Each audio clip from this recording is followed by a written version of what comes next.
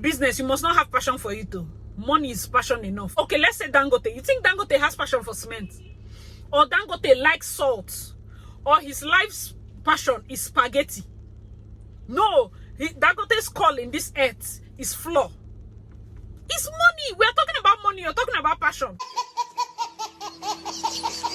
Hi everyone, you're welcome back to my YouTube channel. It's your girl, Darlynss. So you're welcome back to the business series. We're talking about the business plan, how to write a business plan. If you are just joining us for the first time, you're not late. I have 3 other videos that have listed up. Please go and watch all of them. Then you come to this one so that you can follow up. I'm going to also link it down in the playlist below. Please make sure you watch all those videos. And if you're new to this channel, my name is Astonka Agri Abba. I talk about all things Nigerian wedding planning. I talk about business and entrepreneurship. And I also do lifestyle vlogs from my city here in Port Harcourt, Nigeria. If that's the kind of content you're interested in, please remember to subscribe, click the like button, click the notification bell, and let me know in the comment section below that you're a new subscriber so that I welcome you personally. All right, so today's video, I'm going to be talking about the finance aspect of your business plan. My name is Astonka Agri Abba, and channel is called Darlynss because I'm such a darling. Alright, so talking about your finance, the first thing you need to talk about, now you want to start a business. First point, what is your capital? This business you want to start, what's your capital? The second point is how you're getting it. Do you have it already? Are you getting it with loan? Are you getting it from a grant? Do you understand? Now that you've written that, the third point is this business you want to start, what will be the highest source of your revenue? You write that down. How are you going to be making the most money? Because even if you're selling fabrics, let's say you're selling fabrics, maybe let's say your highest revenue is going to be coming from Ankara, because not every day people buy lace. People buy Ankara for different things. Or it's going to be coming from school clothes. Or it's going to be coming from this. You have to write down what exactly your biggest source of revenue is. Okay? Your revenue, the next thing you need to look at is what is your monthly cost. I'm going to be talking about the operations in this video so that we can join the two together. The monthly cost of running this your business. You have to write that down. The next point you have to look at is based on your revenue and your monthly cost. What is your profit margin? What profit margin are you looking at? Your revenue and your monthly cost, like, okay, the monies that are coming in, let's say your profit, compared to how much you're giving out, your expenses. When you say monthly cost, what are the expenses you need to pay? Okay, I'm paying, if it's a shop, I'm paying for this, I'm paying for that, I'm paying for this. How many items do people buy? Is it going to work? Some people close down their business, not because they don't have patrons, or because the amount of patrons they have is not going to cover their operational cost. Do you understand? Imagine the amount of diesel you're buying, and the patrons you're having are coming to just drink Coke, and that one Coke, they'll drink it for 6 hours. It's not making business sense again. It's not about seeing people in your business space. Are they buying customers? Do you understand? That's another thing you should look at. Look at your revenue, look at the monies that are coming in and the monies that are going out. Look at your profit margin. Look at it so that it can start to make sense. This is your finance. When it comes to money, I can sleep on this topic because money is very important in business. If, for instance, the money that you're going to be, that is coming in is less than the ones going out, how much do you need to at least reach a level where you do not lose? Okay, how much do you need? Okay, this business you're starting out now, how much do you need to raise your revenue such that your monthly costs can be taken care of and then you have some profits? So that's why you see people that are taking loans to service their business. The business is still operational, but at this point now, it's not profitable because of how much the monthly cost is over the revenue. So now I'm getting a loan such that the loan can drive my revenue up, but still I'm able to pay my monthly cost. I'm able to meet up. I'm able to expand. This loan I'm bringing now is not free money because banks are not your friends. They give you that money, and based on that money, I'm going to be able to get or maybe another sales rep. I'm going to be able to get more products that I can sell faster. So because maybe this other product is not selling, you know, how much do you need? It's not enough to just tell your husband, okay, well, tell the bank, I need extra 2 million. This, all my money, I'm just spending it. I'm not seeing any profit. This money, how much do you need? And when you get this money, where are you going to put it? That now leads us to the next point, which is point number 6, your operations. Everything about your business, it's dependent on your operations. Okay, first you have to think, this your business, is it a manufacturing business? Okay, Me, I'm into service, and I told you in a previous video that I did not get an office for a long time because I can work with my computer, I can work from home because I'm into service delivery. And most of my clients, you know, when you talk about event planning, I'm always in my car driving to see a hall, driving to carry a client to this place or that place. I have a wedding coming up soon, and yesterday I took the client and the decorator to see different halls and all of that. I'm always on the move. Getting a shop will just be burning rent, raising up costs for no apparent reason. That is why I said in my previous video how I started my event planning business. Please go and watch that video. I said make sure you keep your overhead cost low. We are talking about operations now, so you'll be hearing a lot of that. First, let's get back to point number one. Is it a manufacturing business? Okay, even if it's baking cakes or baked goods, that's kind of like manufacturing. The next question I'm going to ask you, are you going to be doing it yourself or you're going to outsource it? Okay, such that you go to a bakery and you get their baked goods. Is that what you're going to be doing? This manufacturing business you're doing, are you going to be doing it as drop shipping? Are you going to be doing it as white labeling? When I talk about drop shipping, a lot of you have heard the term drop shipping. So basically, maybe Darlynss is selling cake. I'm a drop shipper of Darlynss cakes, the small, maybe the ones that she can sell. And I say, okay, Darlynss cakes are 5,000 and Darlynss is selling it for me for 3,000. When I get a client, I just refer it to Darlynss. In Darlynss cakes, they have my company parcel bags there. So when my order comes in, they just put that Darlynss cake inside my company bag and send to the client. I do not have any business with the product. That is drop shipping. I hope you understood what I said. When this order comes in, all they need to do is to package it in my brand. That's it. When it comes to white labeling, sometimes you see a product like makeup. All the makeup look alike, they have different names. Let's go to China. We go to China and I get a product and they just show me different bottles. I choose a bottle and I say, okay, my name is Asi, put Asi Darlynss Cosmetics. Another person from another country or even your same country might go to that same China and choose that same bottle and use a different brand name. Because we are doing white labeling, inside white labeling there are different packages. I can go for an exclusive package such that even my bottle was manufactured for me. And white labeling means there's somebody that has mixed the formula. All I need to do is to slap my name on their products and sell. So they have mixed the formula, I've tested it, I'm sure that product is good. I just slap my name on it, put it inside my bottles and come and sell to you. They do it a lot in makeup.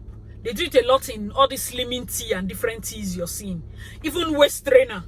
That's white labeling. A lot of waist trainers that you see, they are slapping different names on it. It's one manufacturer, but it's white labeling because I go and plaster my name on it. Do you understand? So that is when it comes to operation, you have to start asking yourself that question. How am I going to run this business? The reason I'm asking this is because if I'm doing a dropshipping business, I don't necessarily need that much space. It's dropshipping. Unless it's dropshipping mixed with actual retail, then of course you need kind of like a storage room. But dropshipping itself, if I'm doing core dropshipping, the product will not even touch my hand. As long as I have confirmed that the person I'm buying from is the quality is top notch, all I need to do is keep sending orders and they handle the orders. Do you understand? So how are you going to be doing your business? That's the reason we are going through this. What operations are you using? Even if you want to start selling ready to wear, that's clothes. Are you going to be sewing it yourself? Or there are actually factories that you just send your drafts, your pattern, send them your pattern draft and they make the clothes for you. Those factories, there's a factory in Enugu, I think there are some factories in Aba, there are some factories in Port Harcourt. You just send your pattern and maybe they have minimum order, let's say 50 clothes. The overall cost of getting your product might be 2,500. And that product on the large scale or on the market, you might be selling it for 5,000, for 6,000. It depends on what you're offering and it depends on your clientele. Do you understand? So that is why I say when it comes to operation, this is the different areas where how you can operate. You have to be sure of how you want to operate your business. So even if you're doing haircuts, are you going to operate your business in such a way that you say you're a mobile barber? Okay? Or you're going to be stationed? Yes, there are people that actually move from place to place, but I'm going to actually get a bus. Inside the bus, I'm going to remove the back seats and make it like, put a sink, get a barbing, whatever, such that if I drive to your house, you come down to my bus. Inside there's air conditioner, there's everything. I'm a mobile barber. Do you understand? That's how you want to package your business. I'm not paying rent. I'm just paying for that bus. Which bus? The bus is already the car I'm using to move from place to place. So my business is at the back. That cuts my overhead cost a lot when it comes to operation. I'm breaking business down in a lot of ways. Let me know in the comment section below if you're feeling this video. Please give it a like. Make sure to subscribe if you've learned a thing or two. Let's keep going. Remember, the first thing I said is a manufacturing business. Okay. The second one I was talking about is white labeling or drop shipping, which is very important. Point number 2 is white labeling, is drop shipping. How are you going to do this business? Point number 3, when I did the example about hiring a production company, hiring a company, whether you're doing ready to wear, you're hiring somebody that is going to do it. Okay, so point number 4, we want to ask, is there going to be an office space? So there are some businesses where you cannot run away from having an office space. You must have an office space. Where are you getting this office? What is the rent like? Is there a service charge? Is the place secure? What is the rent for a month? What is the rent for a year? When you put this rent down, the moment you have an office, you need to have a sales rep. You have to have probably a secretary, or you'll be going there early. So that means you're paying for a staff. Do you understand? That now becomes operations. Remember, all this staff and personnel is in the last part where I'm going to be talking about management. Okay, the last point of your operations, which is there any other overhead cost you have to be looking at? So even if you're doing drop shipping, or you're doing this, what's the overhead cost? Maybe you don't know how to do drop shipping. Your overhead cost right now when you're starting the business is how to learn it. Maybe your overhead cost is the trips you need to be making to the factories to just confirm that those those products are still quality. Sometimes you're drop shipping from somebody. The time you started, the person used to give quality products, but later their quality drops, and because you do not handle the quality, it goes straight to your clients. And after a while, you find out that clients are not coming back. Clients that are even kind are the ones that will tell you that my last product was damaged, or this or that or that. Those are the disadvantages of drop shipping.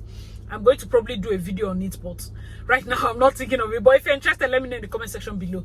Those are some little things. So maybe for drop shipping, you might add for your overhead cost as the cost.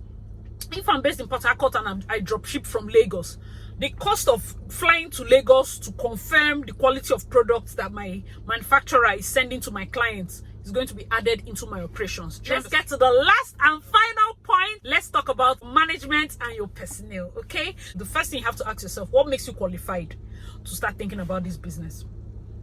What makes you qualified? Why do you want to do it? I'm going to do a separate video where I'll be talking about the needs of business. I know you want to say, oh, I'm qualified because I have passion for it. Listen, honey, when it comes to business, you must not have passion for it too. Money is passion enough. If I want to start selling cement, it's okay. Let's say Dangote. You think Dangote has passion for cement? Or Dangote likes salt? Or his life's passion is spaghetti? No, Dangote's call in this earth is flour. It's money. We're talking about money. You're talking about passion. I don't have passion for this. That's why I'm not doing it. As long as you can make it sellable. That's why I'm putting this question. What makes you think you can do this business? Because if passion is what you want to write now, better write it as your third point. Your first 2 points have to be that this is a business where you know, looking at the this versus this, or maybe you're somebody that you were laid off. That is, you see, I need to do this business because this is what I want to. This is my next point, like, or this is my backup plan. I don't have any other plan. The way you face that business is different from my husband said I should be busy. That is why I'm doing it. If that's your if that's your point, it's different. From now, you're already seeing your approach towards the business. Do you understand? Okay, so let's get to point number 2. Let's not flog this number 1 too much. So the second point is, what is your staffing plan? When it comes to this business, what's your plan on staff? Remember the organizational structure I was talking about, where you put yourself, you put other staff. Like, who are the people you will need for this your business? So if you're doing tailoring, you will need other tailors. Are you going to need a PA? Are you going to need a secretary? Are you going to need somebody that secretary will also double as a bookkeeper or as an accountant, or are you going to also need, or maybe you're doing the accounting, are you going to also need somebody that will be keeping inventory to make sure pin, your scissors, all those things don't get missing? Are you going to be having maybe like a security guy that is also quality control, that'll be making sure that, okay, if something spoils, he knows, he's taking down, he knows when this needs repair, he knows when that. Your staffing plan. What is your staffing plan? Okay. The next point, how much are you going to be paying them? I know that you're saying, Asi, but I've not started this business. All these things are too many. I'm tired. Is this how business is hard? Please follow me. That's why I didn't do all of this in one video, because I know that a lot of people will be like, see, in fact, I'm not doing entrepreneurship again. Please, if you're feeling like that, don't be discouraged, but let me know in the comment section below so that we'll just have a good laugh. If you're feeling that already on entrepreneurship, I've watched all your videos from the beginning, right now I'm stressed, let me know in the comment section below so that we encourage you. Okay, so the next thing you have to be thinking about is, how much do you think you can pay them for the work? Do you understand? So write it down. The reason you need to write all these things down is because there's more manifestation when you write things down. It becomes clearer to you. The vision becomes clearer. Even in the Bible, they say, write it down, make it plain. When it comes to this, your staffing, I'm not the kind of person that I know how to even recruit staff. For my business, I don't care about PhD, masters, and the rest. Are you teachable? That's when I come to staffing, I can work with a secondary school leaver. It doesn't matter. As long as you're teachable. Are you teachable? Can you communicate well? Are you somebody that you're nice? Because event planning, it will test you. It will test you. I saw a lot of people. Thank you for your comments in the first video where you were talking about, okay, the businesses you want to do. A lot of people wrote event planning. My event planning class is going to be coming up very soon, and I will put you and keep you guys posted. Event planning is a lot. It's not the kind of business you go into when you're not patient, or you get a staff that is quick-tempered.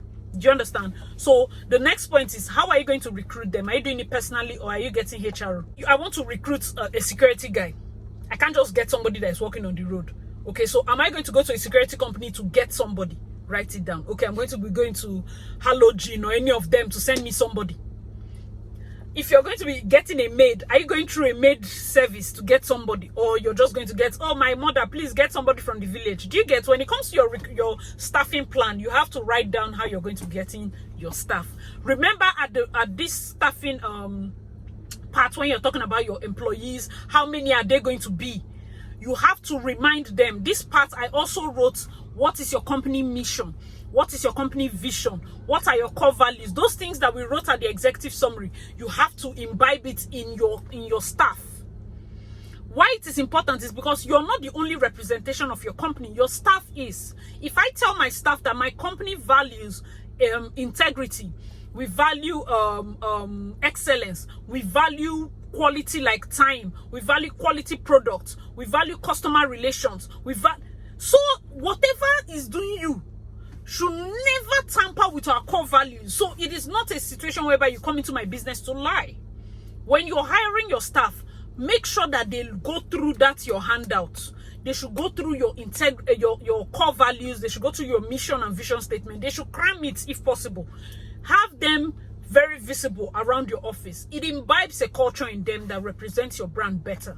Okay, so that is everything you need to know when you're writing a business plan. So hope you guys enjoyed all the business series leading up to this point. In the next video that is going to be coming up, I'm going to be using examples from which subscribers like you wrote on my page. Make sure to share these videos to any of your friends that wants to start a business plan. And remember your girl, Asi Darlynn. Give me a like if you enjoyed the video so far. Make sure to subscribe if you have not already, and I'll see you in my next video. Bye.